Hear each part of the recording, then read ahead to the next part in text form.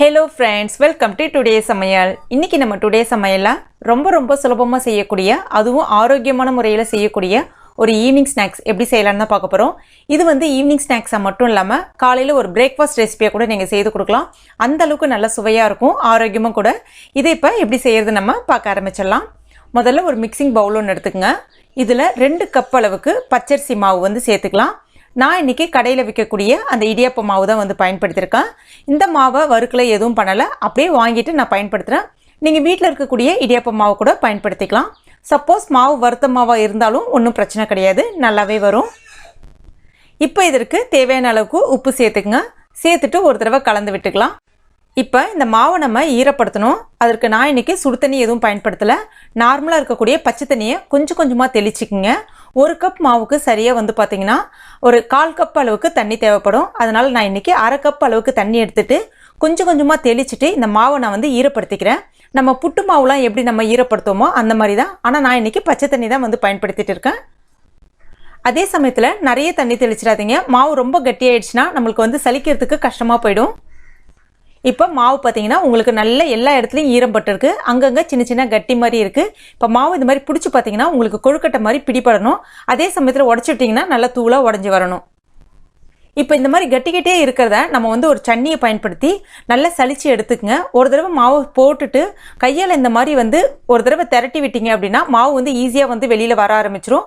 உங்களுக்கு வந்து சில சமயங்களில் வந்து ரொம்ப மாவு ஈரமாயிடுச்சு அப்படின்னா கொஞ்ச நேரம் ஃபேன் காற்றுல வச்சுருங்க, மறுபடியும் உலர்ந்துரும். மறுபடியும் நீங்கள் இந்த மாதிரி சலிச்சு எடுத்துக்கலாம். ஆனால் மாவு வந்து ஈரமாவாக இருந்தால் மட்டும்தான் இந்த ரெசிபி வந்து நல்லா சாஃப்டாக சூப்பராக வரும். இப்போ எல்லா மாவையும் நான் இந்த மாதிரி வந்து சலிச்சு எடுத்துட்டேன். இப்போ பாருங்கள், மாவு நல்லா உதிரியாக கட்டி இல்லாமல் சூப்பராக இருக்குது. அதே சமயத்தில் நல்ல ஈரமாகவும் இருக்குது. இப்போ இது நீங்கள் ஒரு துணி போட்டு மூடி வச்சிடலாம், இல்லைனா ஒரு தட்டு போட்டு மூடி வச்சுக்கோங்க. அதுக்கு அடுத்ததாக பார்த்தீங்கன்னா வெல்லம் எடுத்திருக்கேன். வெல்லம் நான் இன்னைக்கு பாகு வெல்லம் தான் வந்து பயன்படுத்தியிருக்கேன். சரியாக ஒரு 100 கிராம் வெல்லம் போல் இருக்கும் இது. நான் வெல்லத்தில் கொஞ்சமாக ஏலக்காய் பொடி கலந்து போட்டு வச்சுருக்கேன்.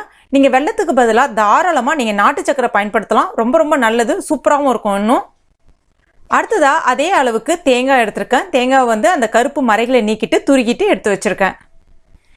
அடுத்ததாக நான் ஒரு பழைய சுத்தமான வேஷ்டி எடுத்திருக்கேன். இந்த மாதிரி சின்ன பீசஸாக வந்து கட் பண்ணி எடுத்திருக்கேன். ஒரு 6 துண்டு போல் எடுத்து வச்சுருக்கேன்.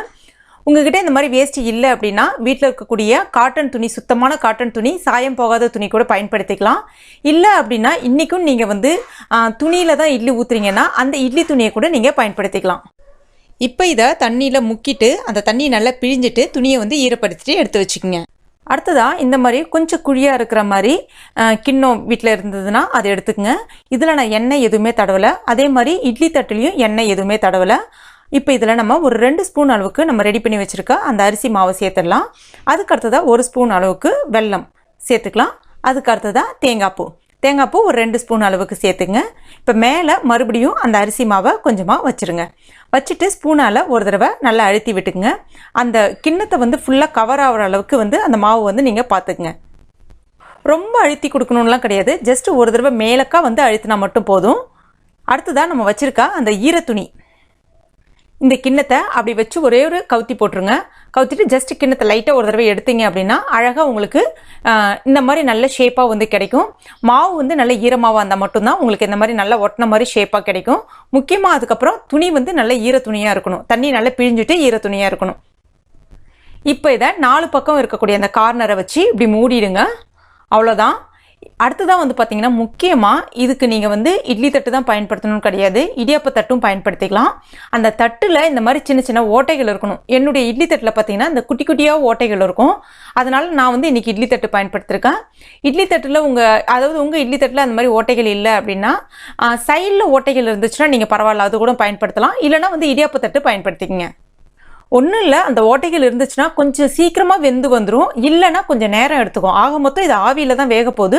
கொஞ்சம் வந்து சீக்கிரம் வேகிறதுக்காக அந்த ஓட்டைகள் இருந்தால் நல்லாயிருக்கும்.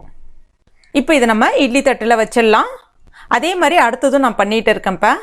ரொம்ப சிம்பிள் தான், நல்ல சுவையாக இருக்கும், கொஞ்சம் டிஃப்ரெண்ட்டாக இருக்கும். பார்க்குறதுக்கு உங்களுக்கு புட்டு ஸ்டைல் மாதிரி தான் தெரியும், ஆனால் கொஞ்சம் நல்லா டிஃப்ரெண்ட்டாக இருக்கும், டேஸ்ட்டாக இருக்கும். அதே மாதிரி நான் இப்போ எல்லாத்தையுமே வந்து ரெடி பண்ணிட்டேன். அடுத்ததாக இட்லி பாத்திரத்தில் தண்ணி வச்சுருக்கேன். தண்ணி வந்து நம்ம எப்பவுமே இட்லி வேக வைக்கிறதுக்கு வைக்கிற தண்ணியோட இன்னும் ஒரு கிளாஸ் அளவுக்கு தண்ணி கொஞ்சம் கூட வச்சுக்கோங்க. ஏன்னா இது வேகிறதுக்கு சரியாக வந்து பார்த்தீங்கன்னா உங்களுக்கு ஒரு 13 நிமிஷம் இல்லைனா 15 நிமிஷம் எடுத்துக்கும். அதே சமயத்தில் அந்த தண்ணி வந்து மேலே எழும்பிடாமல் பார்த்துக்குங்க. இப்போ இதை வந்து வச்சிடலாம், மூடிடலாம். சரியாக வந்து பார்த்திங்கன்னா ஒரு 13 நிமிஷம் இருக்கட்டும். இப்போ கரெக்டாக ஒரு 13 நிமிஷம் ஆயிடுச்சு. இதை நம்ம திறந்து பார்த்துடலாம். நல்லா வெந்து வந்திருக்கு. இது உடனே எடுத்துடக்கூடாது. உடனே எடுத்தீங்க அப்படின்னா அந்த இட்லி துணியிலே வந்து அது வந்து ஒட்டிக்கிட்ட மாதிரி ஆகிடும். அதனால் கொஞ்சம் ஆற விடுங்க. ரொம்பவும் ஆற விடானா, நம்ம எப்பயுமே இட்லிக்கு எவ்வளோ நேரம் எடுத்துப்போம், அதாவது இட்லி ஆற வைக்கிறதுக்கு கொஞ்சம் நேரம் எடுத்துப்போம் இல்லையா, அந்த அளவுக்கு நேரம் எடுத்துட்டு கொஞ்சமாக தண்ணி தெளித்து விடுங்க.